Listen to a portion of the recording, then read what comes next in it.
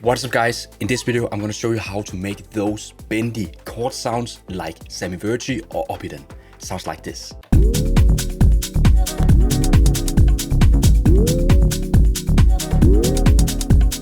Ready? Let's jump straight into the project. Okay, so I'm going to use these chords for this tutorial. You can just copy them if you want to. So we start by loading up Serum. We're going to go to oscillator A, going to select the basic shapes, and we're going to settle with the sine wave. We're going to put this up 1 octave. We're going to put the unison to around 5. We're going to put down the detune to around here. Then we're going to navigate to oscillator B. We're also going to go for analog and go for the basic shapes. Here we're going to find a triangle wave. Also going to put this to 5 in unison and put down the detune. And then we're going to go to the filter and we're going to set this to a MG low 24. Set the cutoff to around maybe here. Put down the resonance and enable it for both oscillator A and B.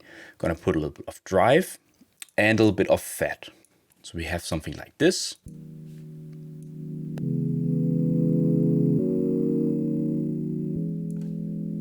Cool. So now we're going to go to the envelope. So we start by with the envelope 1. This is for the amplitude. So we're going to add a little bit of decay, put down the sustain, and add some release around here. We're also going to add envelope 1 to the filter cutoff. So we open up the filter a little bit more. It sounds something like this. And now you have to pay attention when you're turning up the drive and the fat knob in the filter. You might get into the reds in the metering here. So we're going to turn down the master level a little bit so we don't do any digital clipping.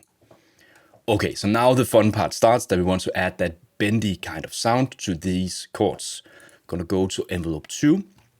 Going to put down the sustain, put the decay to around 500 milliseconds and the release to around here and put down the attack all the way down. So what we basically want to do is that we're going to assign envelope 2 to the course, the pitch course of both oscillator A and oscillator B. So we're going to do that here. And now it's much easier to do modulation when you're going to the matrix section to control it. So basically what we're going to do is that we're going to go down here with envelope 2. We're going to set these to go one way in the type. And now we actually want to invert the amount to a negative amount. So put this to, this is basically where we need to play around with how much bending sound you want. But let's just have around -10, both of the oscillators. So around here. So now we have something like this.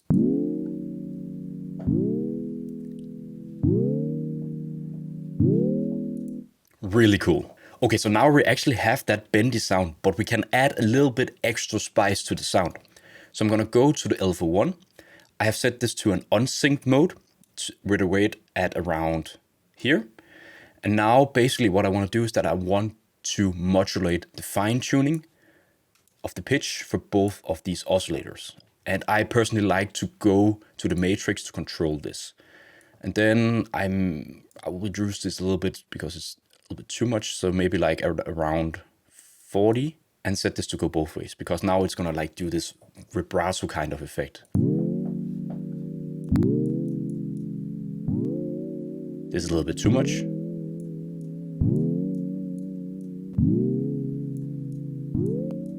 So around here. And basically what you can do is that you can just turn up the rate of alpha 1 to have like more vibrato effect.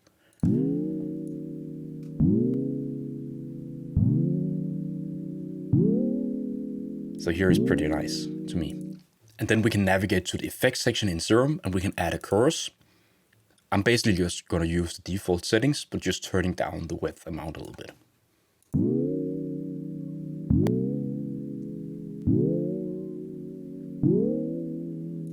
Pretty awesome. And we can take this one step further and go and put some extra processing on it. So I've routed this to a mixer track in FL Studio. I have added the neutron free. And I have added an exciter just to add a little bit of extra harmonic content in the upper range of the sound.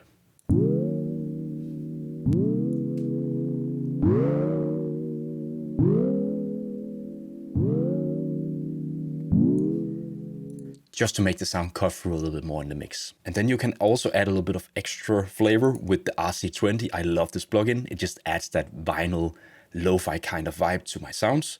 And I've added the wobble. It's basically also some kind of vibrato effect.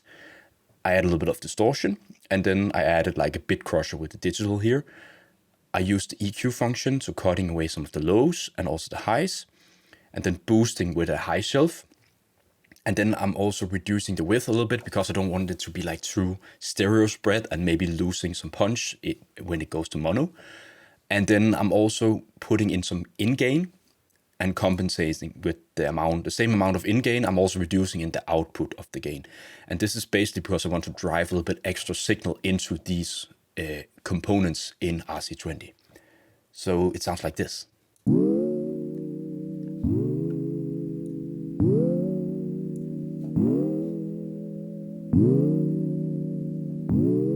To me, it just adds a ton of vibes. Okay, so I've actually made a small beat with the chords and some drums and the bass, and yeah, this is how it sounds.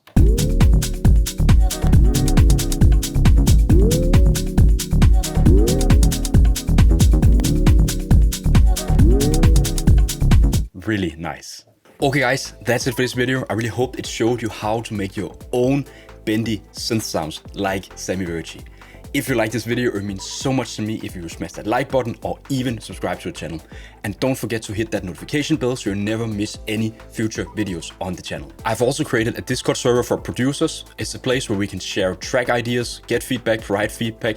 It's generally just a cool place to hang out and talk about music and stuff. And I really want you to get involved. If you want to, you can join the Discord via the link in the description down below. If you want to support this channel even further, you can go to my web shop and browse some of my sample packs and preset packs. The link is also in the description down below.